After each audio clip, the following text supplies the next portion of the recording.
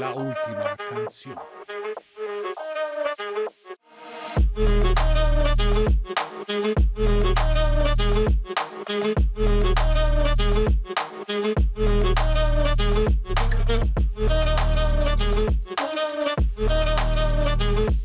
La última canción.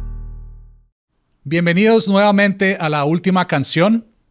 Tenemos un episodio muy especial hoy. Vamos a hablar de bandas sonoras y composiciones para cine. Tenemos el invitado Carlos Durán. Hola, ¿qué tal? Hey. Acá mi amigo Cristian, que siempre está con nosotros. Bueno, no sé, Carlos, cuéntanos un poquito para empezar, para que sepan quién eres. Sí. Cuéntanos un poco de tu formación y qué haces ahora. Bueno, pues yo soy colombiano, inicié estudiando música clásica en el Conservatorio de la Universidad Nacional en Colombia. Ahí estudié guitarra clásica y luego me pasé a composición. Hice mi maestría en The New School en Nueva York y ahora estoy aquí en Los Ángeles haciendo un PhD en composición en UCLA. Siempre digamos, en toda mi carrera siempre hice música para cine como on the side, como se llaman, sí, como ahí por los laditos. Sí. Y ya aquí, cuando llegué a Los Ángeles, un poco antes de llegar a Los Ángeles, ya había decidido que esto era lo que quería hacer, como ya pasarlo a ser mi primera, como, su source of income, pues, como decirlo así. Y ya, ¿no? Entonces he hecho música. De hecho, a ti te conocí haciendo música. Creo que fue una de las cosas que hice. Hice música para la película. Para Apatía, una película Apatía. de carretera, sí. Y ya después de eso he trabajado mucho más en televisión. Entonces he trabajado en series para National Geographic Channel. También para una serie con otra persona que conocimos por Apatía, Héctor Chiquillo, hace hace 2 años. Es una serie que se llama Natalia. Y la última serie que compuse la música se llama Cochina Envidia para Amazon Prime. Esta salió en octubre del año pasado. 2022. Está disponible en Amazon Prime en ese momento. Sí, exactamente. Perfecto. Si quieren ver un poco más del trabajo de Carlos, pueden encontrarlo. Bueno, entonces el tema es bastante amplio. Hay bastante historia detrás de la música en el cine. De hecho, el cine sonoro empezó en el 36, si no estoy mal, pero la música siempre ha estado acompañando el cine desde el principio. Entonces, desde 1895, los hermanos Lumière tenían pianista en vivo durante sus proyecciones y vieron que esto como que agregaba una calidez y interacción de las personas con las proyecciones. Obviamente las películas no tenían voz como tal, pero sí le agregaba como algún tipo de dramatismo y emoción a las películas. Y bueno, esto continuó. Creo que la primer soundtrack real fue en 1908 para una película francesa que se llama The Assassination of the Duke of Guise. Sí. Y fue hecha por el compositor francés Camille Saint-Saëns. Sí, Camille Saint-Saëns. Él es famoso por la pieza del Carnaval de los Animales. Pero él es un compositor, entonces, como tú lo estabas diciendo, es un compositor que viene pues de la tradición de concierto, de la música de concierto. Entonces, es decir, es una tradición que ya lleva muchos más años, ya 400 años. Exacto, sí. Un poco más de música. Y entonces empezó a simplemente como a juntarse con la música, con el cine, con las imágenes en movimiento. Entonces, de hecho, siempre era como inconcebible pensar que las películas silentes solo fueran así, sola la película, sin la música. La música le ayudaba a la audiencia como a entender un poco mejor esa parte, de pronto no la información que estaba ahí, sino a darle como ese otro tono, de pronto más que ayudaba a generar la emoción, ¿no? Entonces como que ayudaba a experimentar eso. La música obviamente tiene su contraparte, que ha sido la ópera. La ópera siempre ha estado ahí. Digamos que para hablar un poco de lo que pasó, digamos, al inicio de la música para cine o de la industria en el cine, fue que muchos compositores que vivían en Europa y que hacían óperas vinieron aquí a los Estados Unidos y empezaron a hacer música para cine. Entonces, toda esa tradición operística cayó en Hollywood, digamos. Y entonces es el estilo como que escuchamos en compositores como Max Steiner, y luego pues mucho más adelante Herman, y luego en compositores como que llegarían como, bueno, Goldsmith, y luego Williams, por ejemplo. Entonces, que son una tradición digamos, de conservatorio, música clásica que ha llegado a, que todavía se mantiene, digamos, como hasta nuestros días. Sí, siguen en películas actuales, sigue manteniéndose esa misma tradición musical. Bueno, entonces, digamos, pasando a la primera banda sonora comercialmente distribuida fue para la película Blancanieves y los Siete Enanitos de Walt Disney. Y esa fue, digamos, fue en 1937, el primer registro de una soundtrack comercial, una banda sonora comercial. Total. Aunque creo, aquí tengo un dato que con Max Steiner precisamente, un par de años antes él ya tenía la música para King Kong, y esta es una de las primeras músicas compuestas ya comisionadas para la película. Okay. Entonces es muy curioso porque antes de hecho la música, los pianistas improvisaban o la persona que tocara, no sé, cualquier instrumento. Hay también, digamos, reportes o como, bueno, evidencia de que la música no solamente se hacía con el piano, que era lo más fácil, pero también hay música con órgano, por ejemplo, teatros con órganos que tenían, pues que incluían un órgano, y las personas improvisaban música o tocaban repertorio clásico que ya existía. Pero entonces esta es la primera vez que se compone ya comisionando para el film. Entonces ya ahí es cuando empiezan a verse como cuando tú veías la película y ya empiezas a pensar en sincronizar, por ejemplo, con las imágenes. Entonces antes, y de hecho es algo muy curioso porque ahorita estamos viendo una tendencia de la manera de hacer música para cine que se parece muchísimo más a cómo arrancamos, que es de solo hacer un mood. Es decir, solo poner un poco como el ambiente de más o menos cómo te suena eso, qué mood te da, ¿sí? Pero luego, bueno, los compositores en ese tiempo, ya cuando tenían las imágenes, podían entonces ahora pensar en sincronizar. Entonces, sabían dónde parar la música, sabían cuándo pararla, cuándo comenzarla, cuándo hacer signos de puntuación, o cuándo marcar ciertas cosas. O sea, cuando llegaba un momento que era importante para la película. Exactamente, entonces ya podían, ya tenían un poquito más de control y cronometraban, digamos, teniendo como el film y ya pudiéndolo ver más o menos, y con tiempo musical también, cuándo iba a llegar ese momento y que hubiera pues sincronización, básicamente. Entonces eso es. Perfecto. Bueno, Carlos, bienvenido. Sí, gracias. Un gusto tenerte acá y que nos compartas tus conocimientos sobre la música para cine, que es un fenómeno cultural que está instalado ya, que bueno, antes de partir el podcast estuvimos conversando de algunas cosas. A mí me gustaría preguntarte un poco más de ti, algo personal, cómo te interesaste tú cómo fue que descubriste que la música para películas era algo que tú querías perseguir, que era algo que en lo cual querías involucrarte. Bueno, hay como dos respuestas, digamos que la primera, que es así, este fue el momento en que yo dije, fue con una película que de hecho, pues a mí me gusta, no sé, me gustó mucho la banda sonora, creo que fue eso, la banda sonora me capturó tanto que me quedé vi 2 veces la película y me quedé hasta que pasaron todos los créditos porque quería seguir escuchando la música. Esta película es Ángeles y Demonios. La música la hizo Hans Zimmer, es esta película de Dan Brown, la segunda. Pero esto fue, yo ya sabía que existía ese trabajo porque, o sea, primero tengo un tío también que hace música para cine, para medios. Y pues yo nací en la era de los 90s, ¿no? Entonces, E.T., Tiburón. Yo crecí con la música de John Williams, siempre la tuve al lado, pero cuando escuché la de Zimmer, que es muy diferente, de hecho es como estéticamente diametralmente opuestos, me pareció impresionante. Yo decía, wow, esto suena muy... sí, como que sentía que me emocionaba solamente el hecho de escucharla. Entonces...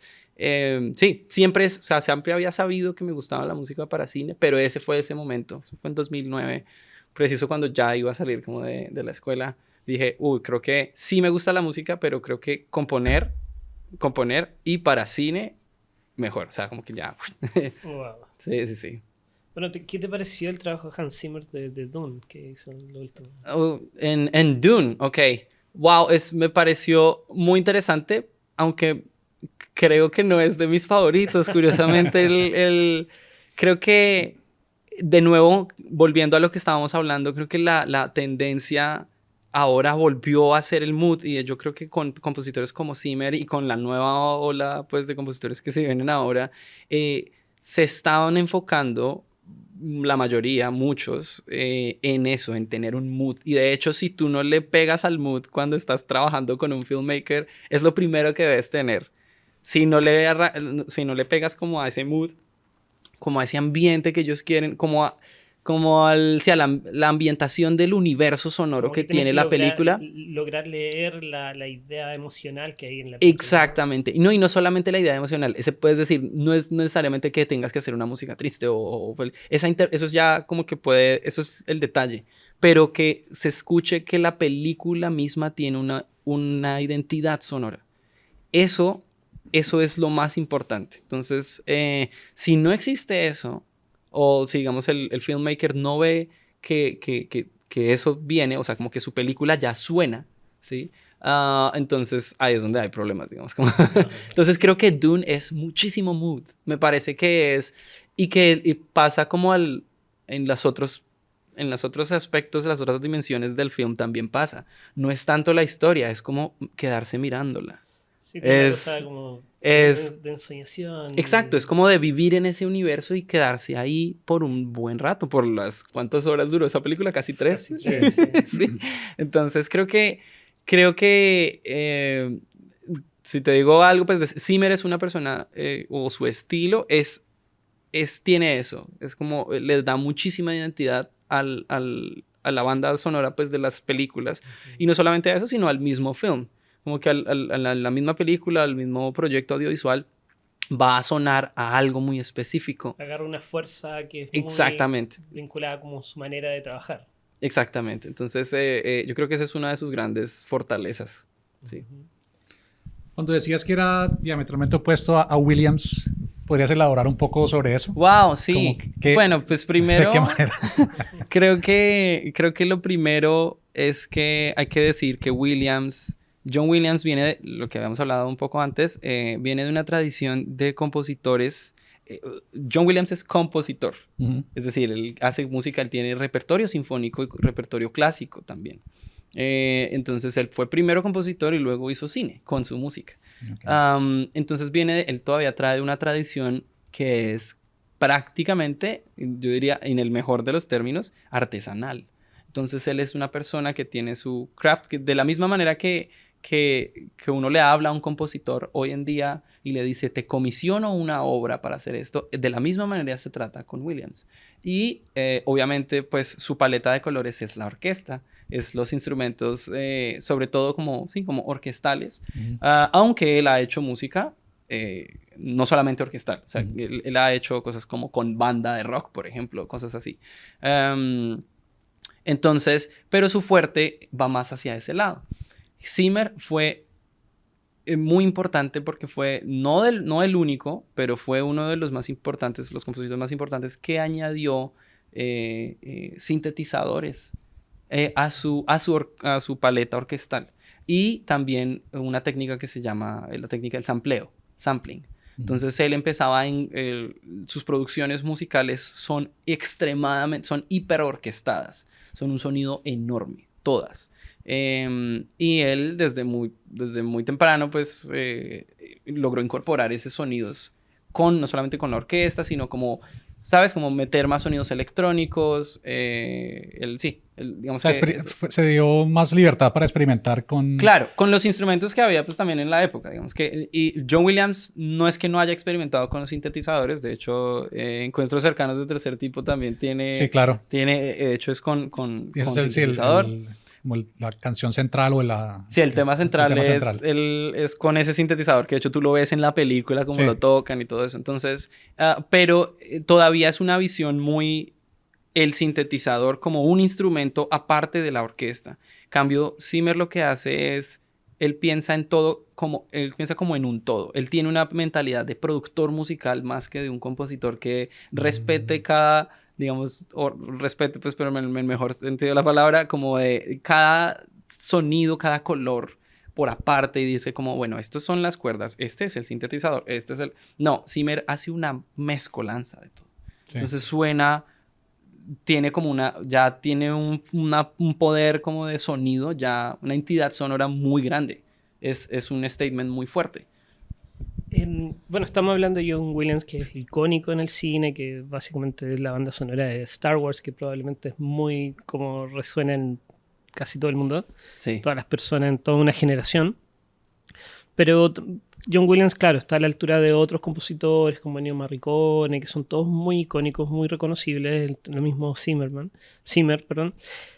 Pero, ¿cuál piensas tú que fue como la primera banda sonora que pegó, que le generó a las audiencias una suerte como de empezar a fijarse que las bandas sonoras también tenían un mundo ahí que estaba ocurriendo? Yo creo que hay varias, y tú de hecho pues hablaste de Morricone. Morricone también es un caso muy especial porque él lograba capturar, él es un compositor, fue un compositor que a pesar de que no tenía la orquesta, él lograba hacer como otros combos, ¿no? Como otras instrumentaciones que lograban sonar también muy característicos, muy icónicos. Entonces, no sé, Cinema Paradiso, si me entiendes, como él añadió mucho saxofón a sus, pues, como orquestaciones. Pero yo creo que nos vamos un poco más atrás. El mismo Herrmann, yo creo que Bernard Herrmann es uno de los compositores en donde la gente ya se dio cuenta que, wow, hay alguien trabajando detrás de esto. El ejemplo más claro que yo siento pues, de Herrmann es en Psycho, cuando escuchas esos famosos violines que son solo 4 puñaladas, pero tú sientes las 37, que son pues, la manera pues, de tocar de los violines en el momento del asesinato. Yo creo que ese es uno de los momentos como más claves, que luego ya empiezan a personificarse pues después. Hay creería que hay más música, pero pues para mí ese fue como uno de los más icónicos. Yo sabía ya que existía música para cine sin ni siquiera pensarlo, ¿sí? Fue como que it's a given, ¿sí? Como que ya estaba por hecho que había alguien detrás trabajando con eso. Sí, la de Psycho es impresionante. Recuerdo haberla visto por primera vez y sí, la escena de la ducha es... O sea, uno la recuerda y queda grabada en la memoria siempre.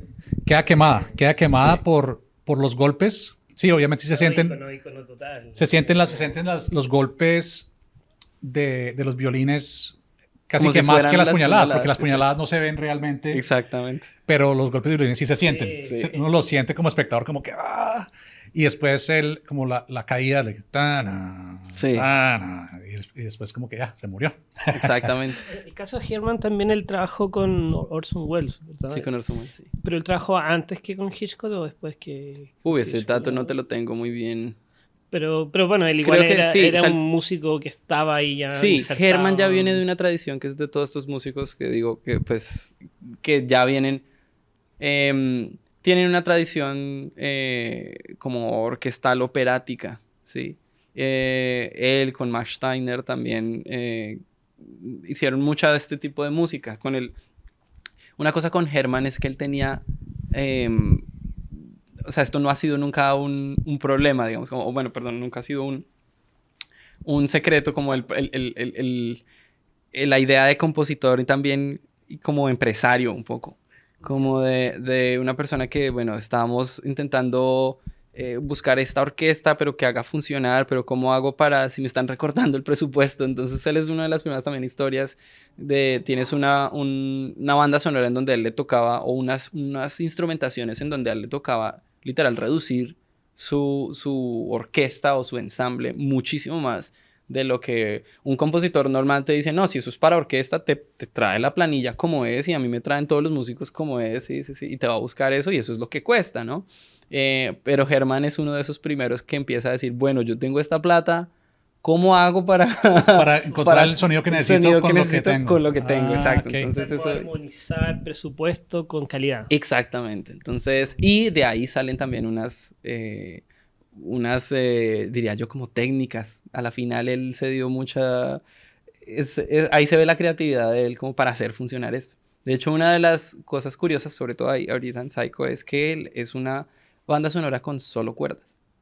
No tiene una orquesta completa, sino es una orquesta de cuerdas. Entonces redujo costos, pero también logró sacarle sonidos impensables a las cuerdas, ¿sí? Entonces las cuerdas suenan percutidas, pues las hace tocar de todas las maneras posibles, pero precisamente para que, sí, como sacándole más al presupuesto, pues, lo más posible a la instrumentación. Excelente. Pues empecemos con la primera canción de este podcast. Va a ser la de Psycho. Sí, ese tema buenísimo. El tema que de pronto han escuchado antes de Psycho. ¡No!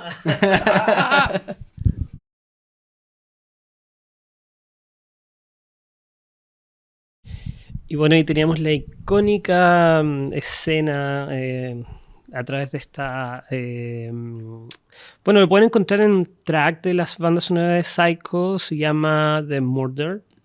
Bueno, es que se escucha The Bathroom, The Murder y The Body, sí. Y ahí, bueno, van a tener la imagen completa, pueden cerrar los ojos y... Sí, o sea, más escuchándolo uno se imagina de nuevo la escena, como que recuerda completamente. De hecho, eso es algo que muy particular en la manera de trabajar de Herman, que de hecho lo he discutido con mi profesor ahorita en UCLA, Peter Golub, fue muchos años director de Sundance en la parte de música. Y él habla de que Herman tiene una aproximación modular.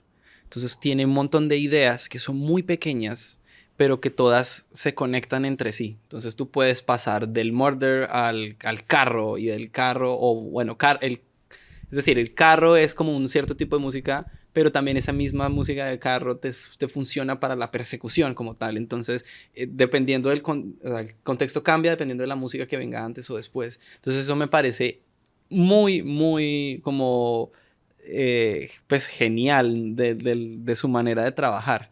Él era muy económico. Sí.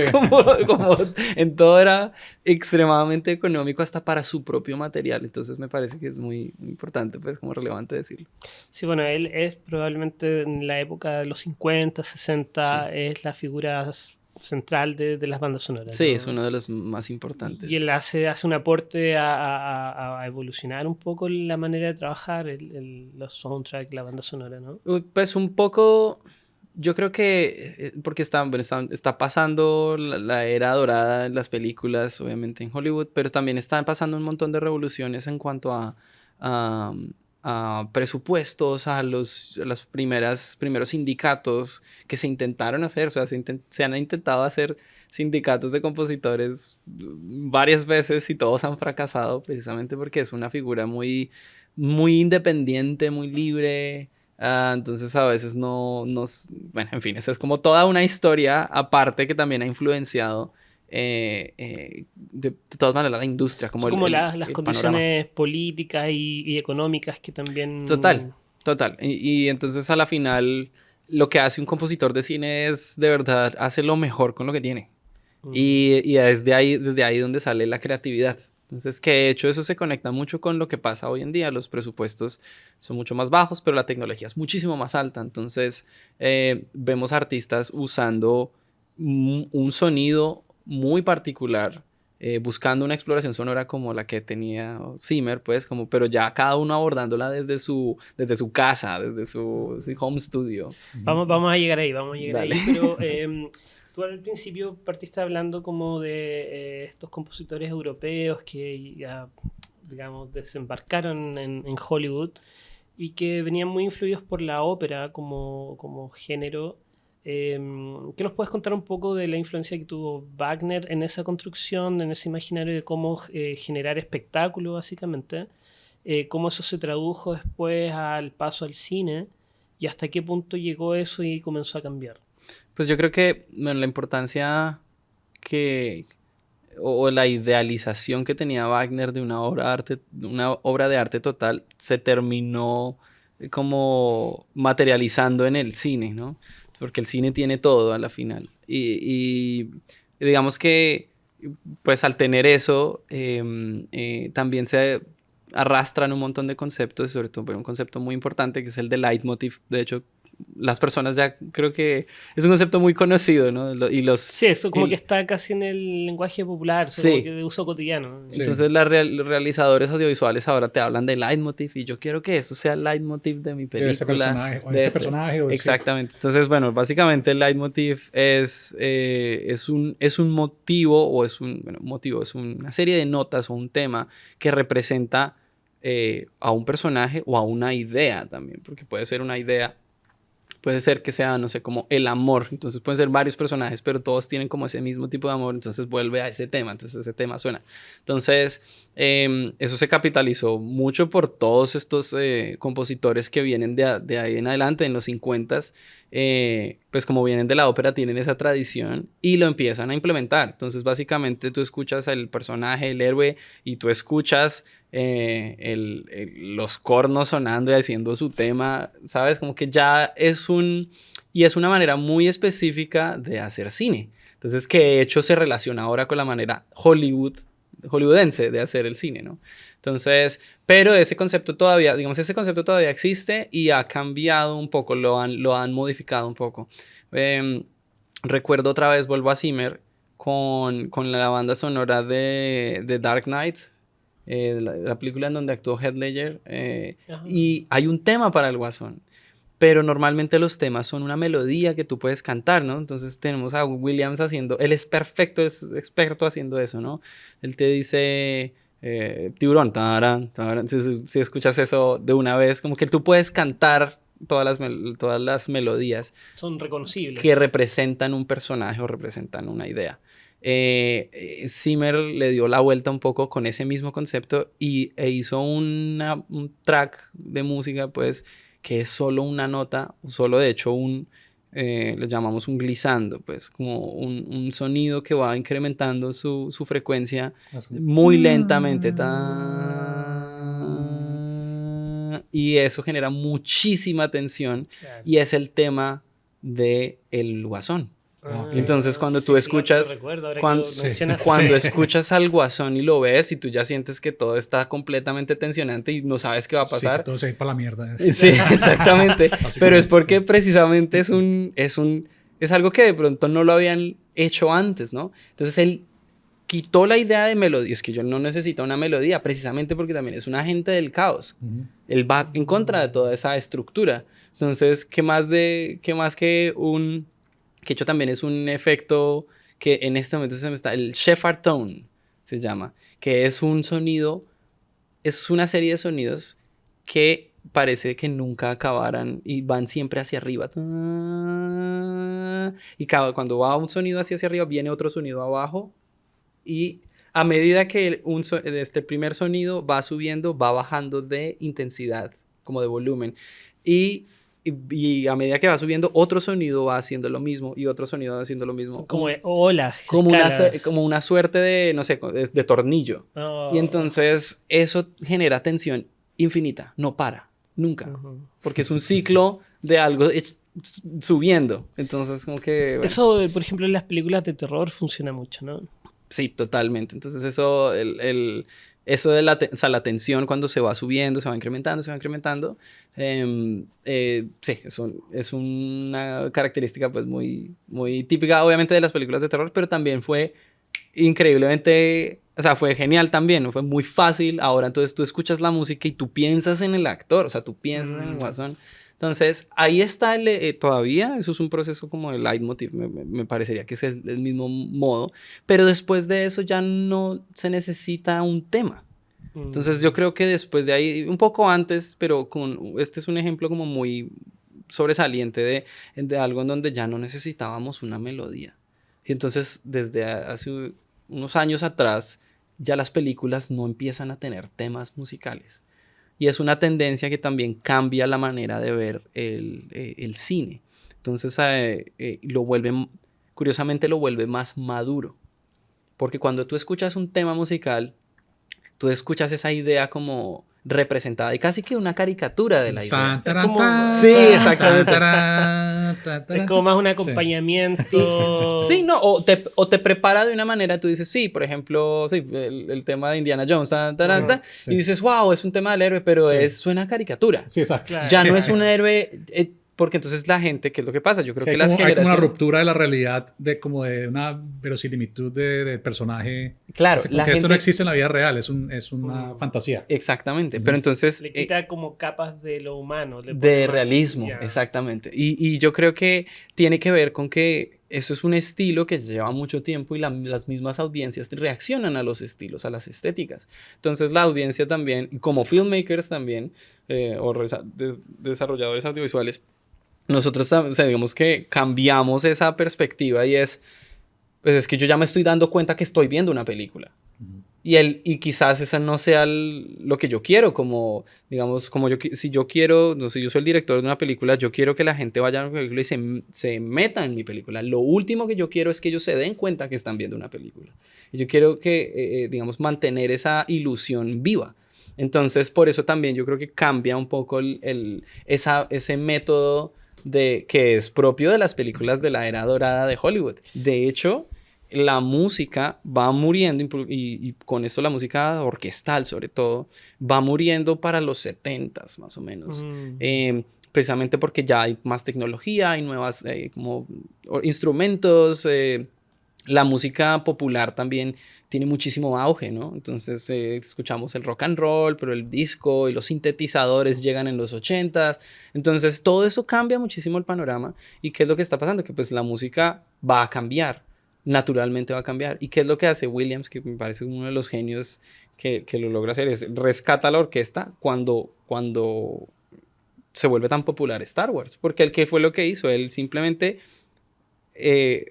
hizo la banda sonora de esa película de Star Wars como si fuera una película de los 50s, como si fuera un western de los 50s. Y entonces le da como esa dimensión épica. Exactamente. Entonces, claro, la orquesta revive en ese momento. Entonces, todos los temas que se pueden cantar, todo ese tipo de cosas, pero si ya te das cuenta, es un estilo. Ya nosotros viéndolo desde lejos, como en la actualidad, ya vemos, ese es un estilo de película. Entonces, ciertas películas ahora todavía van por ese estilo, pero entonces ya si alguien quiere hacer algo más independiente o algo que tenga que ver como no con tanta fantasía, con idealización, se van hacia la otra ruta. Y la ruta en donde no hay leitmotivs, donde quizás no hay un leitmotiv como tal, como una melodía, no hay temas en realidad, ya no se puede cantar nada, ya uno no recuerda cómo sonaba, pero sí uno recuerda el mood otra vez, entonces volvemos al ambiente, lo que pasaba al principio del siglo claro, como XX. que se hizo una vuelta. Sí, exactamente. Bueno, estamos un poco en la época de los 80, 90 todavía, ¿verdad? Todavía estamos como pasando eso. ¿El cine europeo con músicos europeos influyó de alguna manera a Hollywood en cambiar un poco la ruta que estaban tomando? Porque yo recuerdo películas que vi de polacas, por ejemplo, el caso de Kieslowski, de los 60, 70, y ahí la música tenía un rol, pero no era lo preponderante, pero sí ciertamente le daba una tonalidad a las películas. Entonces me resuena un poco lo que tú dices, que se está haciendo un poco el cambio de que le quitan el leitmotiv en el caso de Zimmer. Y ciertos directores, en el caso de Coppola, empiezan a traer músicos de películas europeas que no habían nunca trabajado en Hollywood, como el caso de Killer, que es el que arma la banda sonora de Drácula de Coppola. ¿Cómo eso, traer esos aires? Porque finalmente él se queda en Estados Unidos haciendo música para otras películas que son importantes. Sí. Y también creo que le llaman la nueva ola polaca de músicos. Eso me imagino que no debe haber sido indiferente para la industria de Hollywood, debe haber traído algunas ideas nuevas, debe haber cambiado un poco. Yo creo que ha influido un poco y me atrevería a decir que Europa, yo creo que más que en el sonido, sí, yo creo que de pronto ha sido más en la influencia que ha tenido con la manera de contar historias. ¿Sí? De todas maneras, uno sabe cuando está viendo una película americana. La manera de contar la historia es muy específica, es un rol casi que, y yo me atrevería a decir que no es americana, es alemana, Ujú. porque, y aquí es donde yo hago los paralelos con la música que es muy directa y que es estructuralmente, o sea, que sigue como unas cosas estructurales muy específicas y que no dan para más. Entras en un punto A y llegas a un punto B, o llegas a un punto C habiendo pasado por un B, normalmente es lo que pasa, o A, B, A, que esa es la típica, ¿no? Y aquí se está hablando de, por ejemplo, pero formas musicales también. Y eso es Ajá. una cosa de tradición alemana, germana Oh, completamente. entiendo. Entonces, ¿Será con Fritz Lang un poco? no, me atrevo a decir que inclusive en la música. Es decir, Ajá. cuando Ah, de estructuras como de estructura musicales. musical. Ya. Recuerda que, y aquí, ese es el paralelo que hago yo y es la teoría un poco que tengo yo, el paralelo que hay entre música y el cine, lo que comparten son que creo que las únicas formas de arte en el que usan en el tiempo. Entonces, Ujú. es decir, las únicas formas de arte que usan la memoria también, como forma Mm. de entender, perdón, entender estructura, forma. Si Ujú. tú puedes ver una forma congelada con, no sé, con arquitectura, con escultura, con una pintura, pero con la música y con el cine, tú tienes que recordar, Hay movimiento. ¿sí? Para poder decir, ah, bueno, viene la parte, viene el primer acto, viene el segundo acto. Entonces, Sí, también pasa con... tienes que hilar las partes y para Exactamente. crear una figura completa. Con Pues. el teatro también pasa, pero yo siento que es muchísimo más... están mucho más pegadas la música y el cine en ese sentido. Porque cuando pasó, tú no puedes, bueno, a menos de que estés viendo la película en la casa, tú devuelves en la película, Sí. pero esa no es la idea, ¿no? Tú pones la película y dejas que te pase Mm. y es el momento presente constantemente.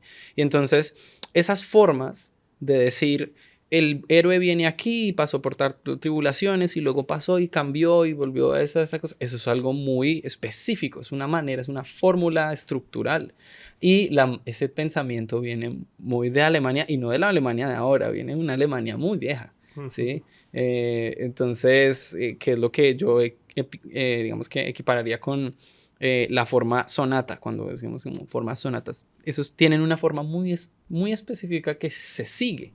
¿Sí? Entonces tú entiendes que la primera parte y la segunda parte van a tener cierta relación y que la tercera parte va a ser esa resolución de ese conflicto que estuvo entre la primera y la segunda parte. Mm. Así es. Eso es exactamente lo mismo que contar una historia en términos de, pues, como del arco, pues, la historia del héroe, pues, O como... sea, de alguna manera esa estructura viene ya de un mundo clásico, por así Sí, decirlo. exacto, es una estructura completamente clásica de Sí. de En la 1700. música, Exacto. sí. Sí, la música y también, de alguna forma, como lo explica de esa manera, también la poesía, que tiene como que hay relación entre la primera y la tercera y como que se Exactamente.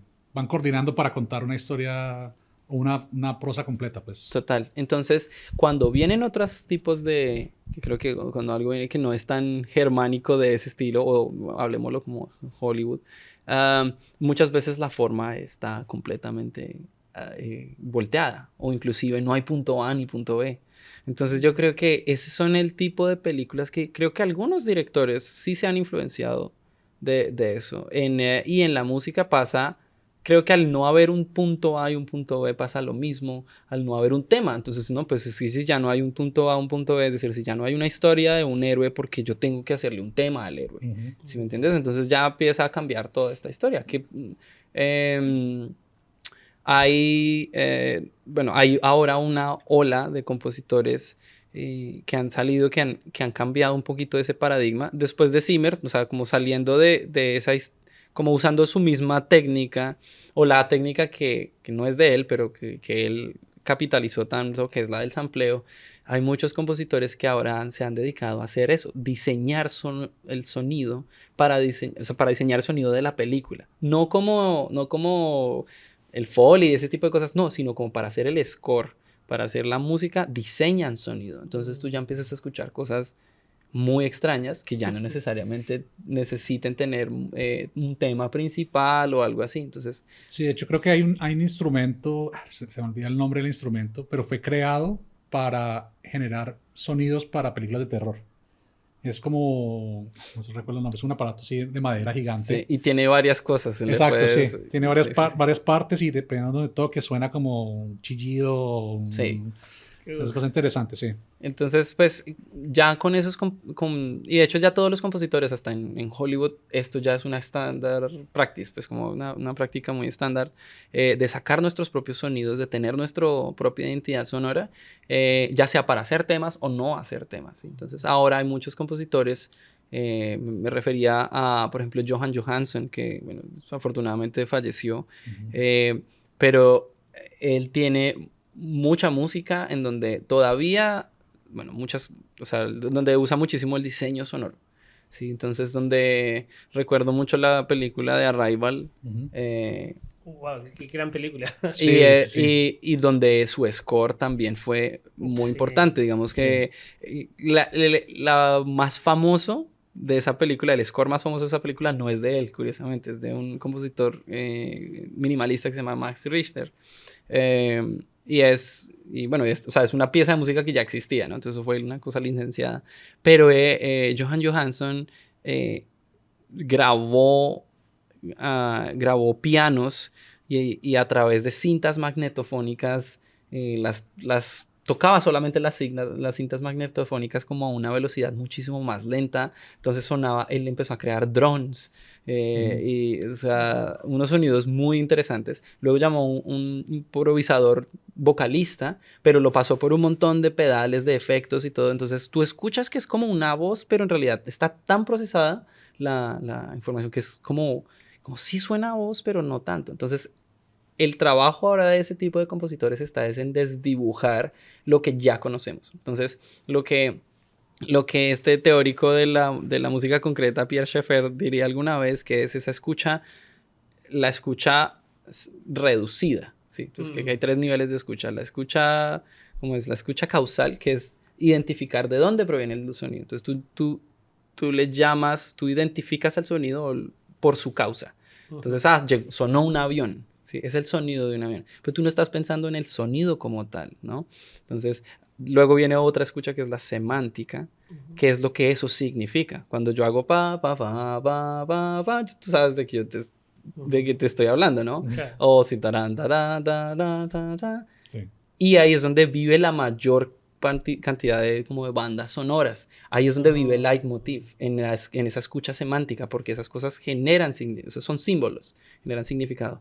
Pero tenemos esta nueva generación de compositores que están yendo hacia la escucha que llamaba Schaeffer reducida, en donde el sonido es intentar definir el sonido por sus propias características, que es imposible porque el sonido es tangible, no es tangible, no lo puedes coger, no lo puedes agarrar y decir, ay, bueno, eso es redondo, entonces hay un montón ahí la gente se empieza a volver metafórica completamente, entonces empieza a decir, no, sí, redondo, granular, lo que sea, pero ya es personas que están pensando en el sonido, y eso es lo que le da identidad ahora al cine que estamos escuchando ahora. Wow. Entonces es como, no sé, así es como lo veo yo, como un poco ese cambio. Pero eso tú lo identificarías como con una forma de desestructurar cosas que se venían haciendo, o es añadir más cosas a lo que ya está. Yo creo que añadiendo más cosas a lo que ya está, porque creo que si algo nos ha enseñado el siglo XX es que las escuelas, esta manera de tener escuelas y luego pelear en contra de la escuela, entonces sí. Esa es una manera muy lineal. Yo creo que ahora se vale todo. Entonces todavía tenemos la película que tiene un estilo muy hollywoodense viejo, pues, o como de este estilo de los 50. Yo pienso que King Kong de Peter Jackson es como una de las últimas películas que yo vi que tiene esa textura como de película antigua, de épica, grande. Sí, pero también es como la forma que él la quiso presentar, como claro, un regreso a ese cine clásico. Hay una intención ahí, sí. Y yo creo que los grandes blockbusters todavía se usan eso como porque es una manera segura, ¿sí? Entonces, no sé, estoy pensando en Marvel sentir en este como momento. Algo grande. Entonces, exacto. Entonces, Marvel, por ejemplo, tiene sus fanfarrias, ¿no? Entonces, que de hecho es Michael Giacchino que él creó, de hecho, la segunda versión de la fanfarria que tenía Marvel es exactamente. Sí. Pero la orquesta humana. el tema de... pero por ejemplo, Alan Silvestri, que fue el compositor, que es el compositor de Volver al Futuro, él es el creador de la de los Avengers. Sí. Él es el creador de esa. Pero si tú te das cuenta, están usando ese mismo método. Eso es claro. los temas. Entonces, lo usan para, lo puedas reconocer y a la final esto se empieza a volver. Es una manera corporativa de poder venderte una idea. Le da una marca. Exacto, es un marketing. Entonces, como el leitmotiv se alinea también con el marketing, entonces por eso las películas que en realidad no están arriesgando mucho, pues lo ponen ahí. Entonces es que es una manera fácil, estás haciendo varias cosas. Y el público ya está acostumbrado y como que no va a pensarlo dos y veces. Y es lo que están aceptarlo. esperando, de hecho. O sea, exacto, sí. Ya, imagínate, ¿y qué es lo que pasa? Eso genera un problema grandísimo, que eso sería un tema completamente para otro podcast, que es, por ejemplo, la música de Star Wars. Star Wars es algo muy curioso porque la música... La relación que tiene la música, como lo que recordamos y lo que queremos escuchar de Star Wars, la identidad, versus lo que quiere la gente o sus audiencias, es muy diferente, es muy distinto. Entonces, tú ves a personas como el mismo Williams intentando ser más creativos en Star Wars y no les va tan bien. Sí, porque es que ya hay algo que se construyó detrás. Y entonces y entonces ahora todos los compositores que no son Williams, que han trabajado para Star Wars, tienen que igual mantener los temas de Star Wars, pues que es Star Wars. Claro, ya está establecido. Exactamente, ya. Entonces... claro que está, ¿cómo se llama? Ludwig Göransson, que sí creó como temas nuevos. Claro.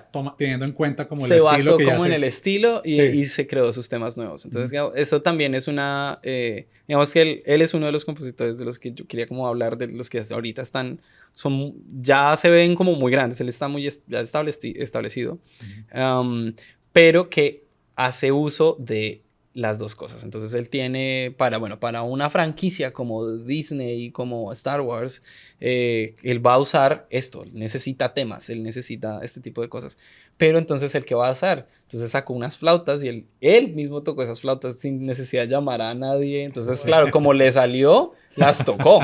Y claro, y esos mismos errores, esa visceralidad que hubo al tocar, pues ahí está.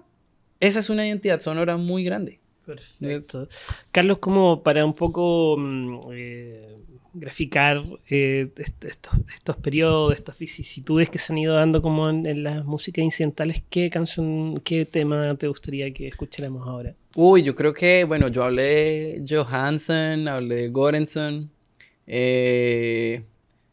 Yo creo que, una de la banda sonora de Rival, Heptapod B. Se llama la canción. Entonces... perfecto. Vamos. Eso es de Johan Johansson. Johan Johansson. Sí. Vamos con ella. Perfecto.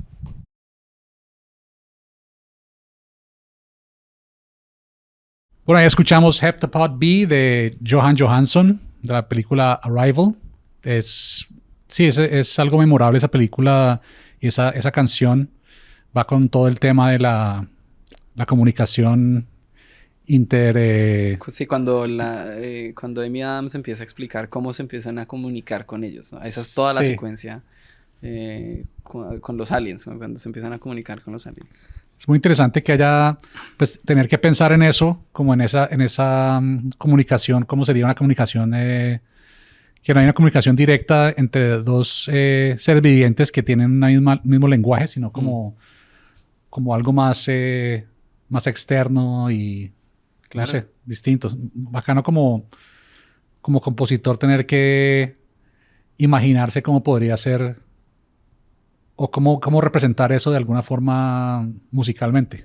Yo creo que hay muchas cosas que los compositores han hecho y aquí es donde como que la imaginación también es un gran factor y es compositores que han logrado extraer de la película misma elementos que van a ser parte del score. Entonces, en este caso particular, yo creo que es las voces de la voz humana que escuchamos ahí, que de hecho es una pieza de una compositora que se llama John La Bárbara, y que se reusó un poco y se remixió para esta película. Y eso es como la parte humana, como el habla humana. Pero tenemos a compositores también, por ejemplo, como Michael Giacchino, que bueno, es muy famoso ahora porque él ha sido, ahora ya está dirigiendo películas. Pero cuando él arrancó, por ejemplo, en Lost, él usó fuselaje de un avión para poder hacer la música con el fuselaje de un avión como si fuera percusión. Entonces, está Hildur Gudnadottir y ella fue a Chernóbil y usó los sonidos de la radiación del Richter. Richter sí, no se llama, bueno, el de... Sí, el aparatico para medir la radiación y él usó todos esos sonidos como parte del score. Entonces ya estamos viendo como una manera de que eso también influencia la música y a esa manera pues también se está generando el universo sonoro de un audiovisual. Bueno, ahora que la mencionas a ella, es como algo también un poco controversial que no hay una gran representación femenina dentro de los compositores, ¿no? Total. Esto es una industria todavía dominada 95% por hombres blancos, literalmente. Sí, menos del 5% son mujeres, curiosamente. Y para eso pues se han creado, de hecho, hay una fundación, si no estoy mal, se llama Alliance, Women Film Composer Alliance o algo así, si no estoy mal. Donde exactamente están todas las compositoras o las personas que quieren ser como compositores de cine o compositoras para cine y apoyan un montón, o sea, como que ellos logran generar sus grants, esas cosas y pues bueno, se está todavía trabajando, pero pues todavía esta industria es mayormente... Sí, digamos que eso se ve a través de todas las expresiones de trabajo artísticas o de otra forma. Que hay como sí, ¿no? Especialmente si hay dinero involucrado, poder, claro. Que pienso que igual, como dicen, que el poder es enemigo de la pasión. Y creo que en unos tiempos donde la gente está más fascinada por el poder que por la pasión. Entonces, claro, pasan esos ambientes. Bueno, vimos de algún modo toda una época, bueno, creo que nos saltamos a Nina Rota, sí, Danny Elfman, que son como súper icónicos. Muy icónicos. Y tal vez como para cerrar un poco esa época, me gustaría ver si nos puedes contar un poco, que lo hablamos fuera de cámara, fuera del audio, sobre la banda sonora de Truman Show, que es una banda sonora bien particular. Me comentabas de algo que me pareció fascinante, que bueno... Pues bueno, tú sabes que, y aquí es donde me gusta, yo creo que aquí es donde es importante saber que sí, digamos, la música hace parte del film, pero no solamente como elemento secundario, la música también es la película. Entonces cuando hay este tipo de como simbiosis o como entendimientos como conceptuales, se llega a una cosa más profunda del entendimiento de la película. Entonces lo que pasa en Truman Show es que, pues como tú sabes que hay una metarealidad, ¿no? Como hay como una realidad simulada, pues esa realidad simulada tiene su compositor. Entonces esa realidad simulada esa música de esa realidad simulada es diegética para los personajes que saben que esa realidad es simulada.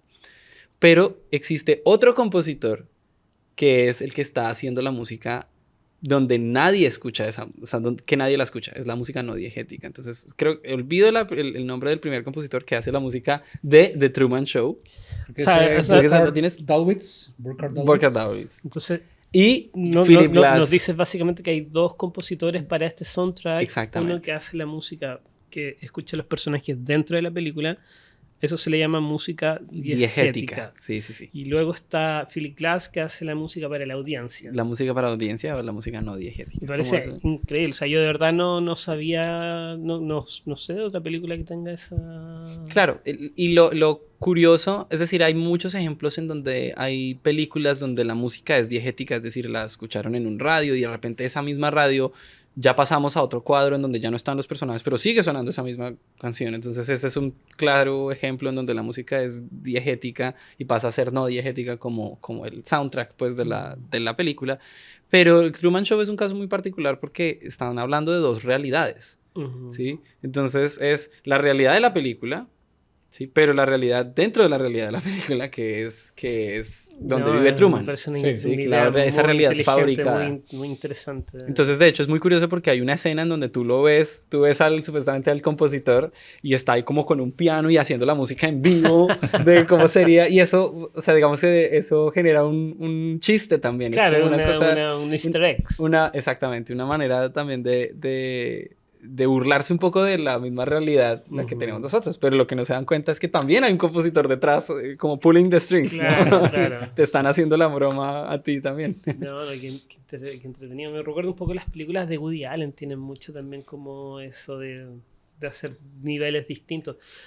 Creo que no recuerdo qué película en particular, pero comentábamos que en este caso de Truman Show lo que hace Philip Glass es como la función del Sí, como el coro coro griego, sí, o sea, de informarnos, digamos, lo que está pasando en el nivel más alto. y en general eso es lo que pasa con la música incidental, es decir, la música no diegética. La música que los personajes no escuchan y que más o menos es para la audiencia, te están guiando un poco qué es lo que pasa, o como guían emocionalmente un poco a la audiencia.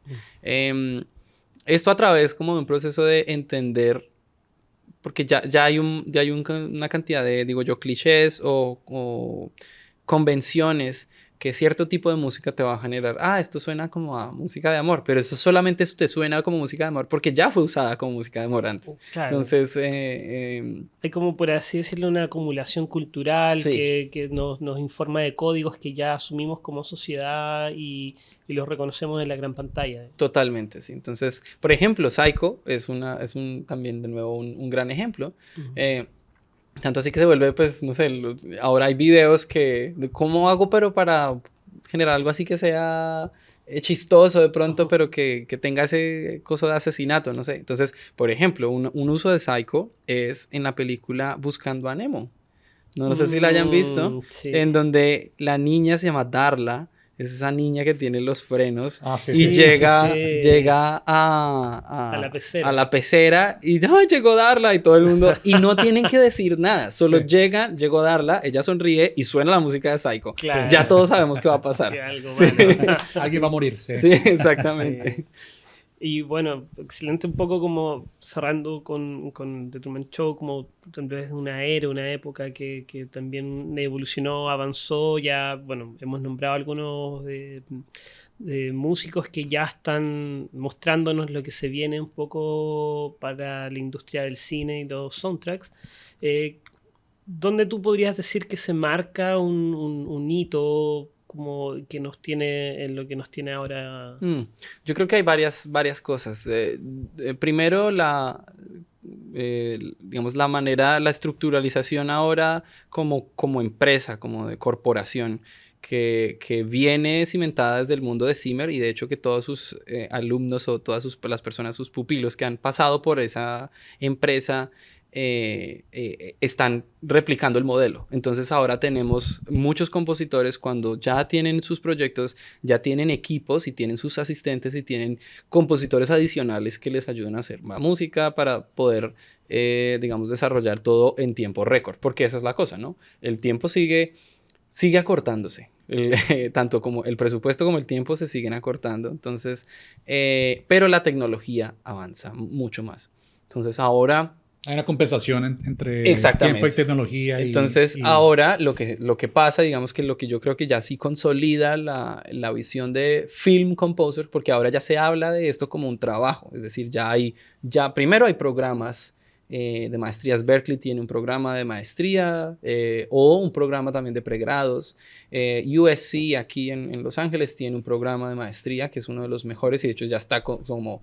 Las personas que se gradúan de ahí, hay unos que ya salen becados y salen a trabajar directamente. Creo que estudió Ludwig Göransson. Salió de ahí, ¿cierto? Salió de USC. Entonces, eso también es otro factor que influye. También siento, bueno, la tecnología obviamente, pero lo que sí definitivamente terminó de poner como la puntilla, pues el clavo, fue la pandemia. La pandemia cambió absolutamente todas las maneras de... Es decir, le abrió la posibilidad a algo que ya aceleró un proceso que ya se estaba pasando, que es toda la parte remota. El compositor normalmente, y todavía se ve, y sobre todo en las mayores producciones, va al estudio y graba con los músicos ahí, está presente, pero ahora estamos viendo una suerte de compositor que es un all in the box, como lo llaman así. Todo viene en el computador, tiene sus samples en el computador, pero también grabó, grabó y está trabajando en su portátil, en su laptop, y mezcla las voces o hace todo el proceso que quiera ahí en su sola laptop. Y entonces ya estamos hablando de, bueno, pues es que es un departamento que lo puede cumplir ahora una sola persona.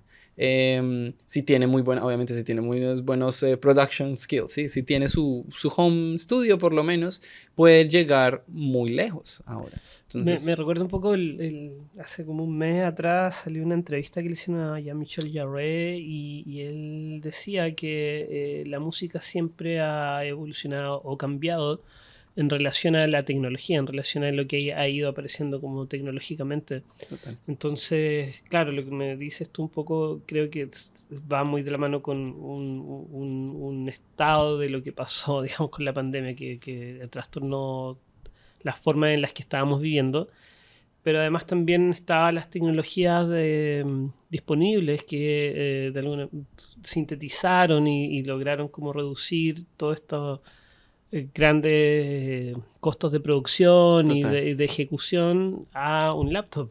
Sí, exactamente. Entonces, por ejemplo, hay tecnologías como la grabación remota, que uno diría, bueno, salió por la pandemia, la grabación remota ya existía y simplemente se aceleró y se terminó de implementar como ya la conocemos en los periodos de pandemia. Se me ocurre el nombre de una compositora que me parece muy buena y se llama Natalie Holt.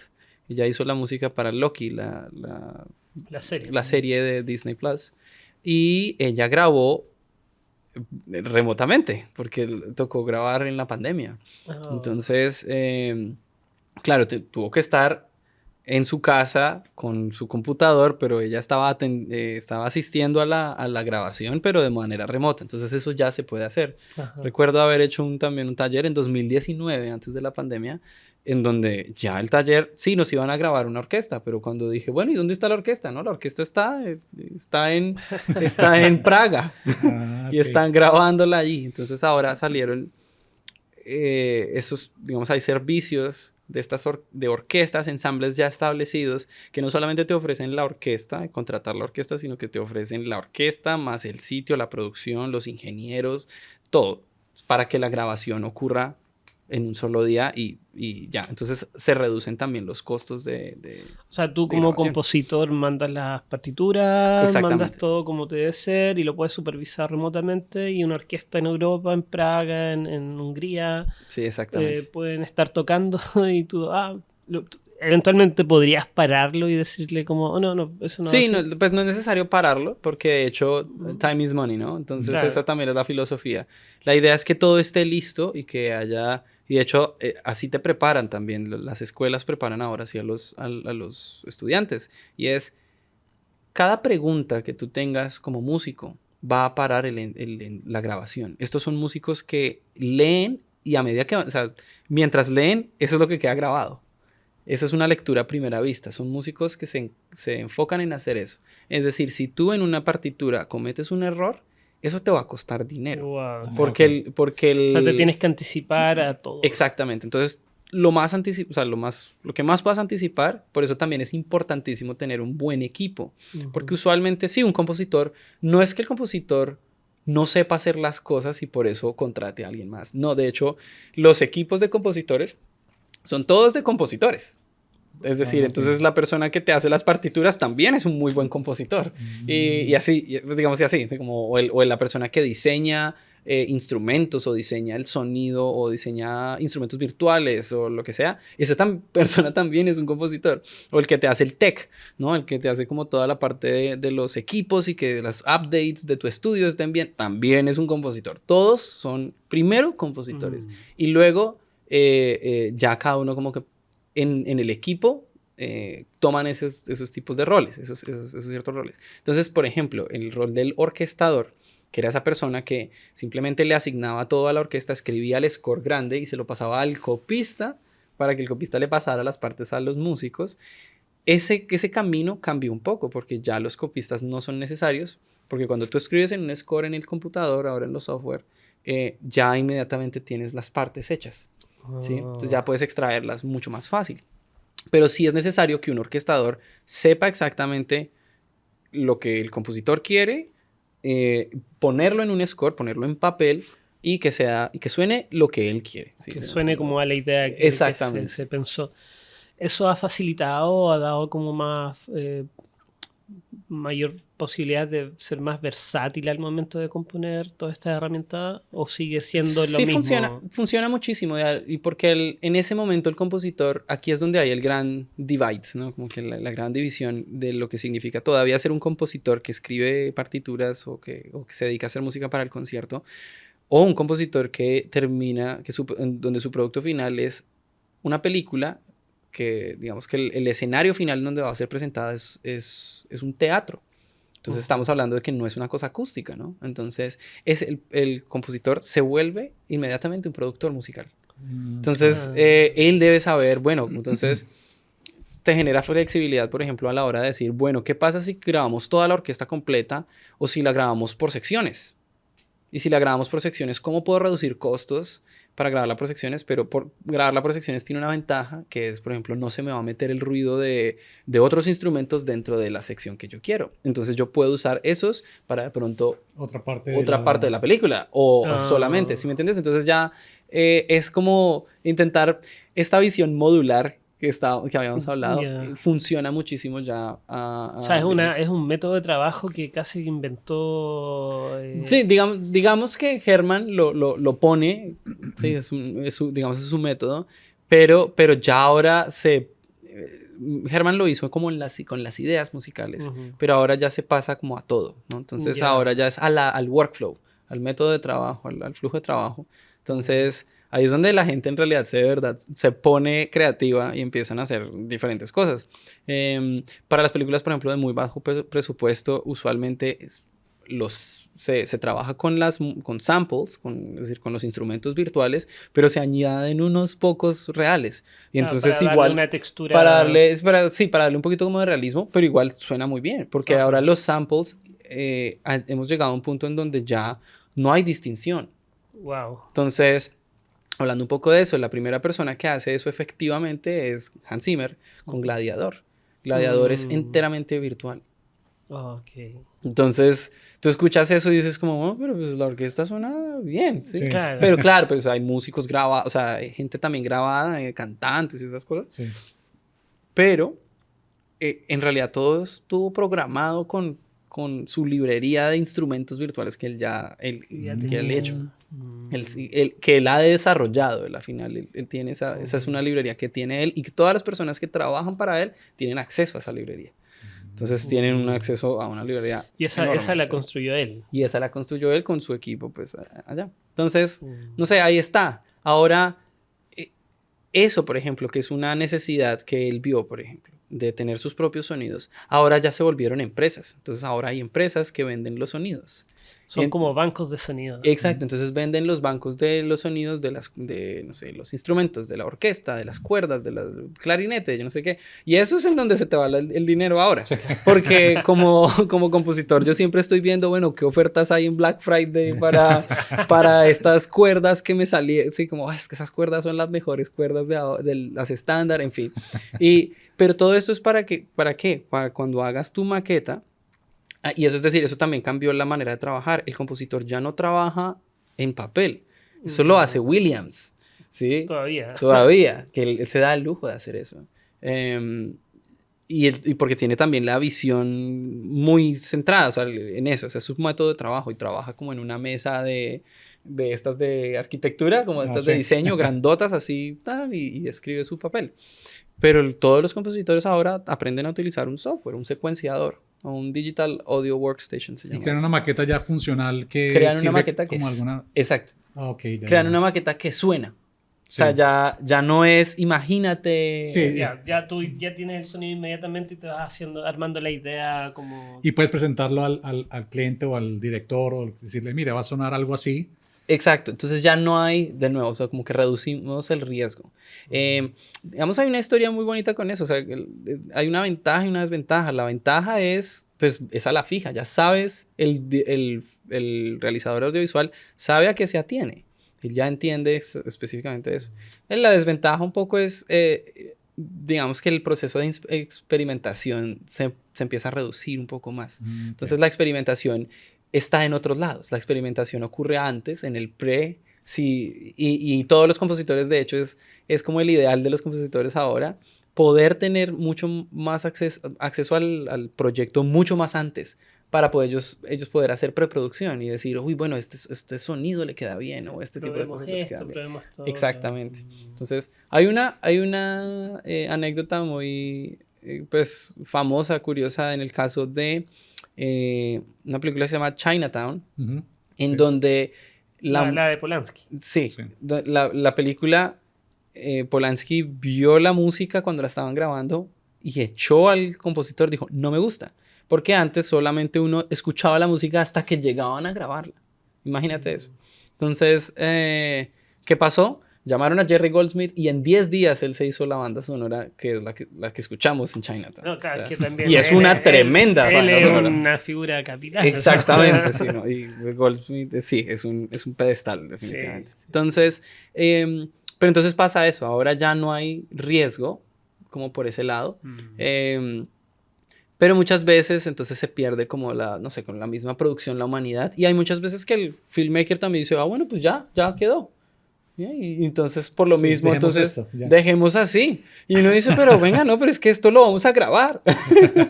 Se supone que esto lo vamos a grabar. No, pero a mí ya me suena bien. Sí. No, eso espérate, no. O sea, depende ya de uno, depende del proyecto, depende del presupuesto, de uno también poner como tener no sé, como el carácter también para defender qué sería lo mejor para el proyecto. Muchas veces el proyecto solamente necesita algo digital.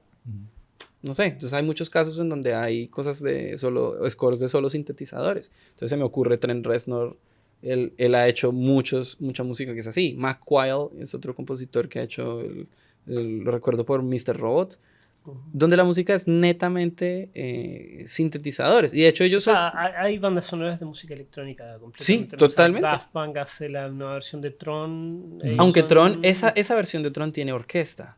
Entonces, y fue una colaboración, ¿adivina con quién? Con Zimmer. Zimmer estuvo ahí metido también. Tiene la mano en todo. Sí, estuvo involucrado. Verdadero pulpo. Sí.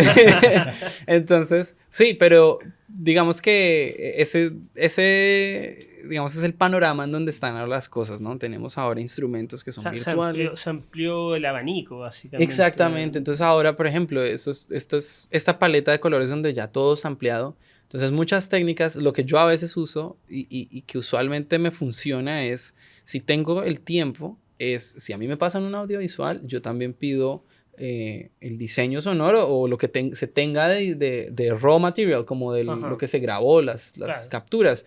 Y yo eso empiezo a usarlo como mis instrumentos. Entonces ya puedo generar un instrumento a partir de la voz de, no sé. O sea, es un buen puntapié. Claro, porque es el mismo... De pronto algún grito, algo fundamental del guión. Del guión, por ejemplo. Entonces es una manera... Hay una banda de música, de músicos, 3 músicos, que hacen esto increíble y el proceso fue encantador con esta película que se llama Everything, Everywhere, All at Once, donde ellos compartían con los diseñadores sonoros y les decían, oigan, se nos ocurrió esto. Y les pasaban a los diseñadores sonoros. Los diseñadores sonoros decían, uy, esto está buenísimo. Y entonces ellos, oye, se nos ocurrió esto también. Y entonces hubo como una simbiosis grandísima entre diseño y música, que usualmente son departamentos separados. Y eso generó que la música, como que tú no sabes ya qué es diseño, qué es música. Y suena súper orgánico. Suena muy orgánico, exactamente. Bueno, hasta ahora hemos hablado básicamente de cine, de películas, y más bien como de las músicas incidentales, pero también hay toda una dimensión que son como canciones, como en el caso de Rocky. Total. Que son bien icónicas, que no nos remiten también como a películas, en particular personajes. Y también tampoco hemos hablado mucho de cómo es el proceso en relación a ahora que es todo un mercado que se abrió, que son los videojuegos y bueno, la televisión. Que es muchísimo más... factura muchísimo más que Hollywood. Sí, Claro. sí, los Entonces, videojuegos, sí. Entonces, bueno, con los videojuegos, básicamente lo que ha pasado con los videojuegos, sobre todo los AAA, es decir, estos, pues, los grandes juegos de los grandes estudios, ellos han sacado muchas cosas del cine, entonces todavía tienen cinematics, ¿no? Entonces tienen secuencias que son, literal, son secuencias de cine, película, y la tienen. Pero también la diferencia más importante con los juegos es que la música no es lineal. Es decir, no te la presentan de esa misma manera que pasa una película. Sobre todo la de adentro del juego. Entonces tú tienes que empezar a pensar en cómo hacer esa música no lineal. Entonces, digamos, una técnica más fácil es el loop. Entonces los bucles te ayudan a que sí, se sienta como el mismo ambiente y de repente son programados, ya son en el script, programados que si el personaje salió de este mundo o este nivel o lo que sea, cambia la música, ¿sí? O si vienen más enemigos, se incrementan las capas dentro de esa música. Entonces, es todo otro mundo, pero igual digamos que la producción sigue siendo la misma, ¿sí? La producción se vuelve la misma, es simplemente como la manera de pensarlo y de implementarlo. Ahora eso es otro trabajo, como alguien puede lograr implementar la música que alguien hizo al código de un videojuego. Entonces, eso es otra cosa. Pero, a ver, bueno, yo no soy muy instruido en los juegos, pero sí he jugado algunos. Pero no tengo como conocimiento o recuerdos de que haya existido una banda sonora de un videojuego que haya, bueno, excepto el de Street Fighter tal vez, pero de otras épocas. Yo sí tengo, y curiosamente, y aquí es lo que pasó, los compositores antes pasaba mucho que los compositores de cine miraban un poquito mal a los compositores de televisión y decían como, eso es como medio menos. Sí. Pero ahora lo que pasó es que pues todo tiene la misma calidad básicamente, entonces se les destruyeron las bolsas y ahora todos están compitiendo por todo. Entonces, se acabó ese paradigma de que nosotros somos de otra industria. Entonces ya esa industria, lo que te digo, que los videojuegos inclusive están haciendo mucho más, entonces ahora ya se habla de la industria de la música para medios audiovisuales, ¿no? De media.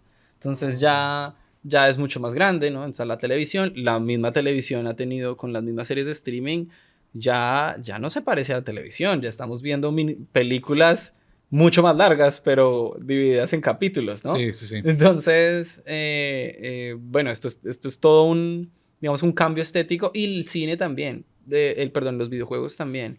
Y yo sí he escuchado, pues yo crecí con videojuegos, unas bandas sonoras que son increíbles, de hecho hechas por compositores que son de cine. Entonces hay varias, por ejemplo, Assassin's Creed, que es una franquicia. Claro. Varias personas han pasado por ahí. El primero, un danés, Jesper Kyd, pero luego Lorne Balfe, que es una persona que trabajó con Zimmer y que ahora tiene su propio, que es de estas personas que te digo que replicó el modelo. Hizo la música también en varios de Assassin's Creed. Ahora viene una nueva generación de la misma franquicia de Assassin's Creed que están haciendo la música. Pero recuerdo ahora, y que está muy vigente porque recién salió la serie de The Last of Us. Last of Us, sí. Last of Us tiene una de las músicas más icónicas de un videojuego. Gustavo Santaolalla hizo la música de este videojuego. Y es, bueno, cuando escuchas el ronroco en un mundo postapocalíptico, y wow, o sea, es increíble. A la final el storytelling se trata de eso, se trata de hacer el storytelling. Los videojuegos lo tienen un poco más interactivo, pero la música está ahí de todas maneras. Sigue siendo como un hilo. Sí, exactamente. Bueno, yo creo que estoy muy contento de esta conversación. Sí, digamos, ¿hacia dónde crees que vamos? Y digamos, ¿cuál sería un compositor contemporáneo, o sea, que esté en su vida en este momento, que vale la pena mirar o tener en cuenta, y podríamos tal vez poner una canción de él para terminar el programa? Claro, algo que la audiencia, digamos, estaría bueno que escuchara, tal vez algo que no se conoce tanto, pero que va para arriba. Yo creo que primero como para responder la pregunta de para dónde vamos, yo creo que cada vez las cosas van a estar más in the box, ¿no? Como las...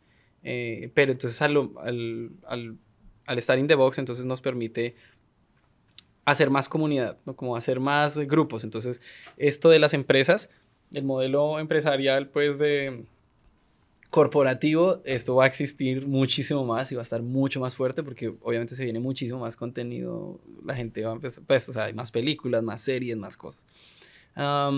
Y bueno, compositores que vale la pena ver, yo digo Colin Stetson, que es uno de los, hizo la música de la banda sonora de Hereditary, una película de terror.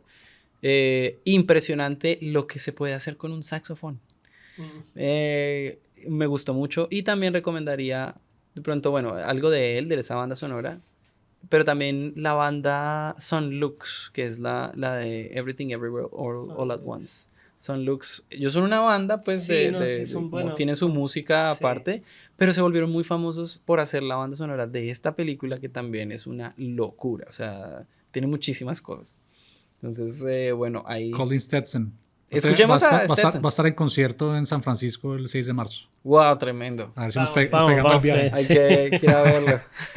¿Alguna en particular de él? No, creo que es... ¿Cómo se llama? Hereditary. De Hereditary. Hay una que suena al final, en la escena final. No sé cómo se llama. Se me olvida cómo se llama. Debe ser... Hail Paimon. Paimon. Bueno, esa. Hail Paimon. Hail Paimon. Hail Paimon de Colin Stetson. Vámonos con esa. Perfecto, muchas gracias por venir acá. Muchas gracias por invitarnos. Tenerla acá. Tremendo. Aquí. Bien, tremendo este podcast. Buena. Sí, súper. Chévere, sí. Y te vamos a tener más veces porque creo que tienes mucho conocimiento. Sí, no, hay varias cosas que quedaron ahí como para poder seguir conversando. Queda mucho de qué hablar, pero... Tal vez concentrarnos en un autor en particular. Se viene la parte 2. Sí. Y bueno, como siempre, que nos sigan en las redes sociales que tenemos, Instagram, coméntenos. Vamos a dar el ganador de las entradas para Dry Cleaning este viernes por Instagram. Así que estén atentos a eso. ¿Y algo más que decir, Carlos? No, sigan viendo la última canción, escuchándola. Y... Síganos, por favor, pónganle seguir, porque eso nos ya ayuda mucho. Sí. Ya vieron ahí, seguir. Muchas gracias. Gracias. Hasta la próxima. Hasta la próxima.